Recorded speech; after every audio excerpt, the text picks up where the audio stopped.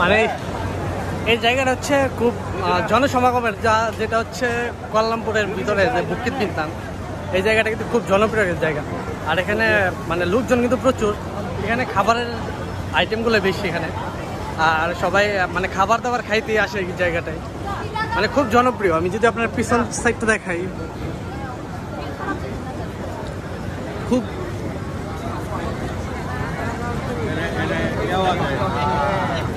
এগুলো হচ্ছে আপনার বিভিন্ন খাবার, একদম খাবার আইটেমগুলো এখানে সবচেয়ে বেশি,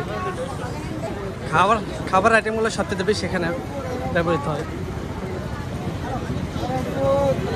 Hey, you bang, you so you can have a food. Thank you.